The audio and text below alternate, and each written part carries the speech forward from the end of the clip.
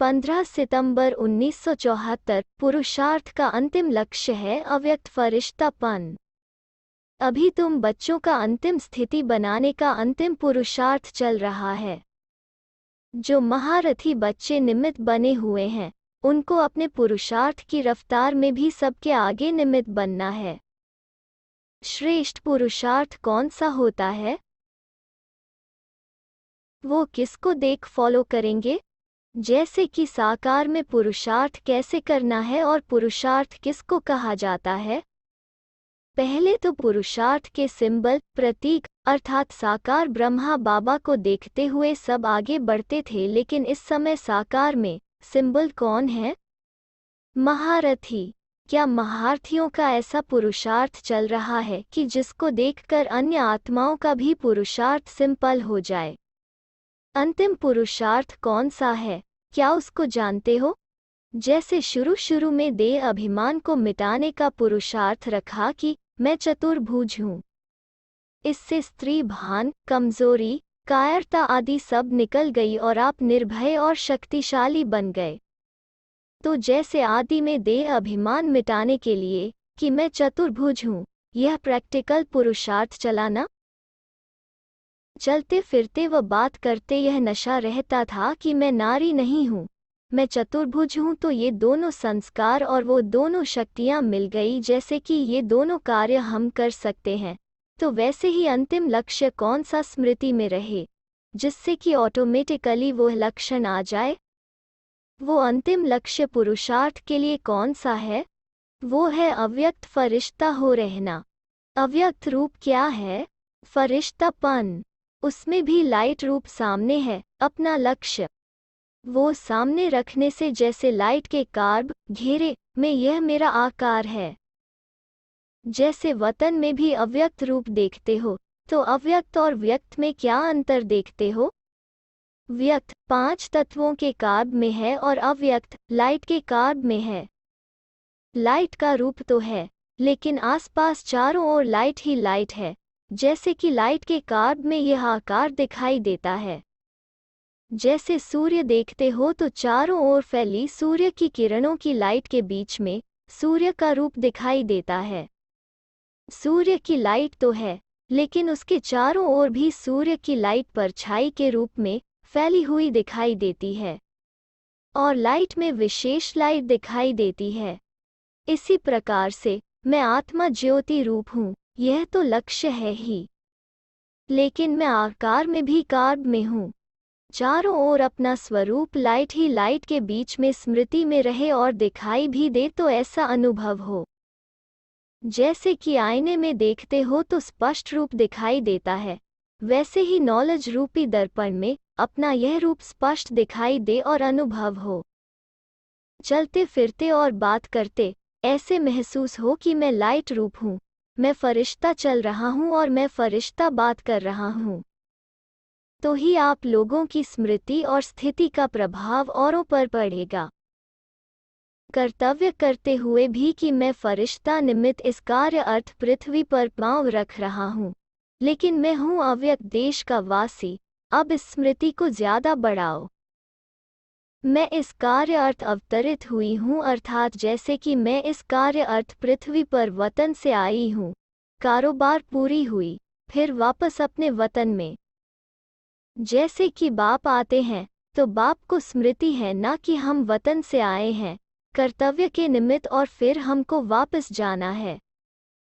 ऐसे ही आप सबकी भी यह स्मृति बढ़नी चाहिए कि मैं अवतार हूँ, अर्थात मैं अवतरित हुई हूँ। अभी मैं ब्राह्मण हूँ और फिर मैं देवता बनूंगी। यह भी वास्तव में मोटा रूप है। यह स्टेज भी साकारी है। अभी आप लोगों की स्टेज आकारी चाहिए, क्योंकि आकारी से फिर निराकारी सहज बनेंगे। जैसे बाप भी साकार से आकारी बना, आकारी से फिर निराकारी और फिर साकारी बनेंगे। अब आप लोगों को भी अव्यक्त वतनवासी स्टेज तक पहुंचना है, तभी तो आप साथ चल सकेंगे। अभी यह साकार से अव्यक्त रूप का पाठ क्यों हुआ? सबको अव्यक्त स्थिति में स्थित कराने, क्योंकि अब तक उस स्टेज तक नहीं पहुंचे हैं। अभी अंतिम पुरुषार्थ यह रह गया है। इसी से ही साक्षात्कार होंगे। साकार स्वरूप के नशे की पॉइंट्स तो बहुत हैं कि मैं श्रेष्ठ आत्मा हूँ, मैं ब्राह्मण हूँ और मैं शक्ति हूँ।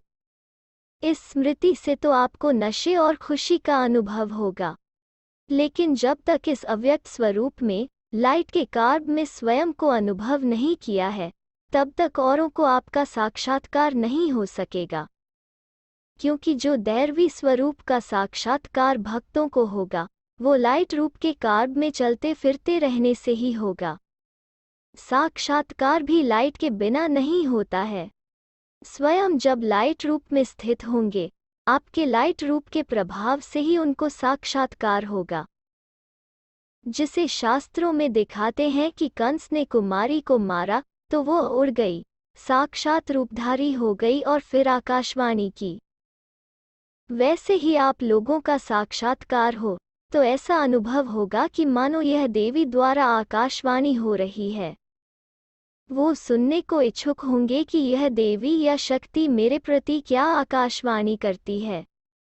आप में अब यह नवीनता दिखाई दे। साधारण बोल नजर न आए, ऊपर से आकाशवाणी हो रही है, बस ऐसा अनुभव हो।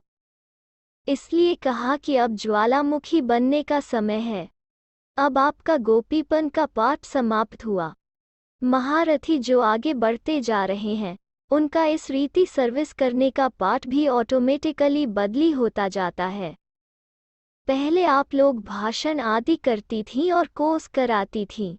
अभी चेयरमैन के रूप में थोड़ा बोलती हो, कोर्स आदि आपके जो साथी हैं, वो कराते हैं। अभी इस समय कोई को आकर्षण करना, हिम्मत और उल्लास में लाना, यह सर्विस रह गई है, तो फर्क आ जाता है ना। इससे भी आगे बढ़कर यह अनुभव होगा जैसे कि आकाशवाणी हो रही है। कहेंगे यह कोई अवतार है और यह कोई साधारण शरीरधारी नहीं है। अवतार प्रकट हुए हैं, जैसे कि साक्षात्कार में अनुभव करते करते देवी प्रकट हुई है। महावाक्य बोले और प्रायः लोप। अभी की स्टेज व पुरुषार्थ का लक्ष्य यह होना है। अब स्थूल कारोबार से भी जैसे कि उपराम होते जाएंगे। इशारे में सुना, डायरेक्शन दिया और फिर अव्यक्त वतन में जैसे साकार में देखा, अनुभव किया, नीचे आए, डायरेक्शन दिया, सुना और फिर ऊपर। शुरू और अंत की कारोबार में रात और दिन का अंतर दिखाई दे। अभी जिम्मेवारियां तो और भी बढ़ेगी। ऐसे नहीं कि जिम्मेवारियां कम होंगी तब फरिश्ता बनेंगे। नहीं, जिम्मेवारियां और सर्विस का विस्तार तो चारों ओर और बढ़ेगा। जैसे अब विदेश की भी सर्विस बढ़ी ना और विस्तार भी हुआ ना, ऐसे ही भिन्न भिन्न प्रकार की जो सर्विस हो रही है वो बढ़ेगी जरूर। विश्व की हर प्रकार की आत्माओं का उद्धार होने का गायन भी शास्त्रों में है ना, प्रैक्टिकल में हुआ है ना, तब तो इसका शास्त्रों में गायन है। यह सब होगा।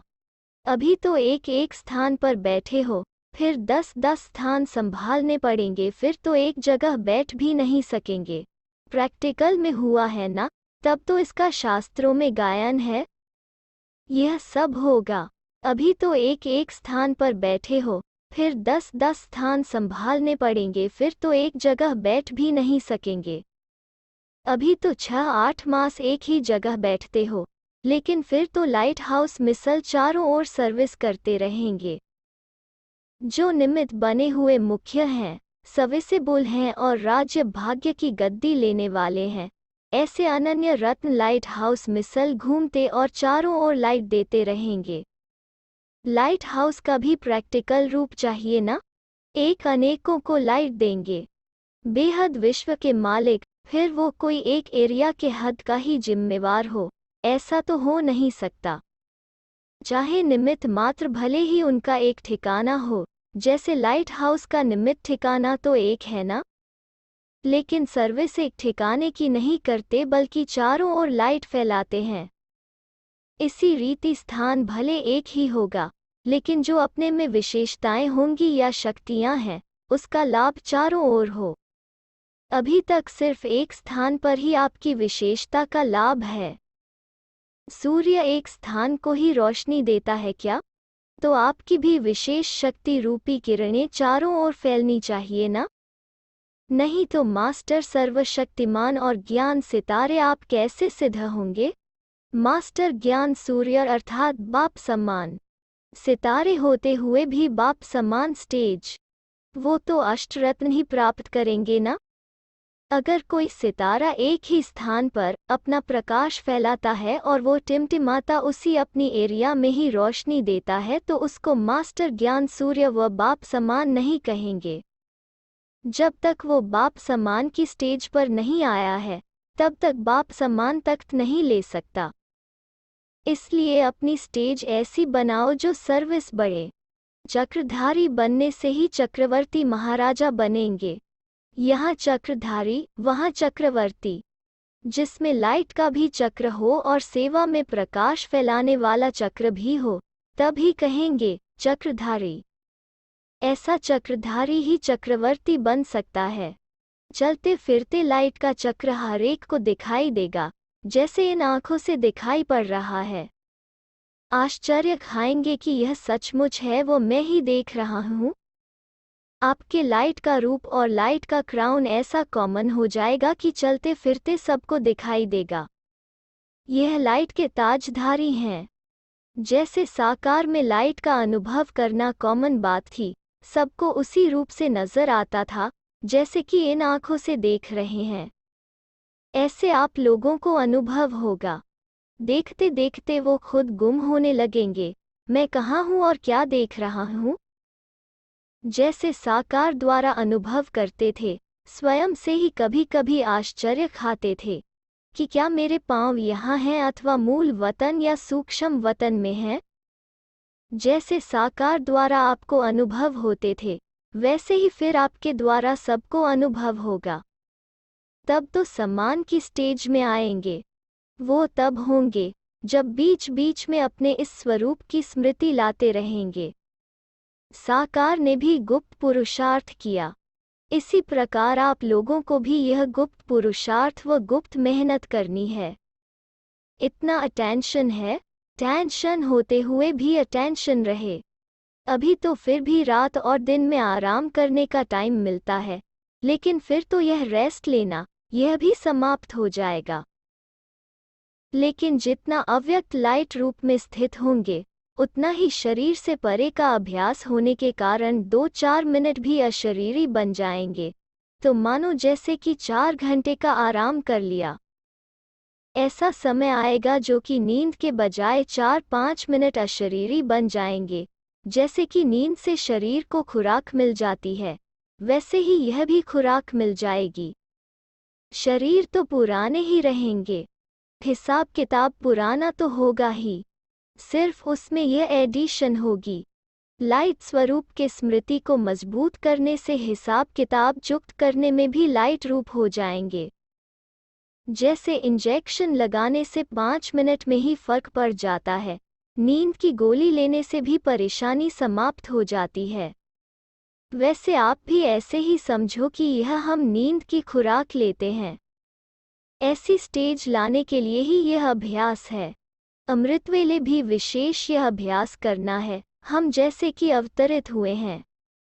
कभी ऐसे समझो कि मैं अशरीरी और परमधाम का निवासी हूँ अथवा अव्यक्त रूप में अवतरित हुई हूँ, और फिर स्वयं को कभी निराकार समझो। यह 3 स्टेजेस पर जाने की ऐसी प्रैक्टिस हो जाए जैसे कि एक कमरे से दूसरे कमरे में जाना होता है। तो अमृतवेले यह विशेष अशरीरी भाव का वरदान लेना चाहिए, अभी विशेष यह अनुभव हो। अच्छा, चढ़ती कला सर्व का भला। चढ़ती कला का प्रैक्टिकल स्वरूप क्या होता है? उसमें सर्व का भला होता है। इनसे ही चढ़ती कला का अपना पुरुषार्थ देख सकेंगे। सर्व का भला ही सिद्ध करता है कि चढ़ती कला है। वास्तव में यही थर्मामीटर है। आप लोगों का शुरू में था शीतला देवी का पाठ, अभी है ज्वाला देवी का पाठ। पहले स्नेह से समीप संबंध में आए और अब फिर शक्ति स्वरूप बनना है। अभी सिर्फ गुण और स्नेह का प्रभाव है या नॉलेज का प्रभाव है, लेकिन साक्षात्कार मूर्त अनुभव करें कि यह कोई साधारण शक्ति नहीं है।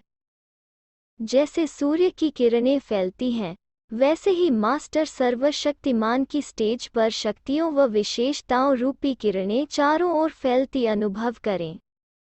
मैं विघ्न विनाशक हूँ। इस स्मृति की सीट पर स्थित होकर कारोबार चलाएंगे तो विघ्न सामने तक भी नहीं आएंगे। अच्छा, 5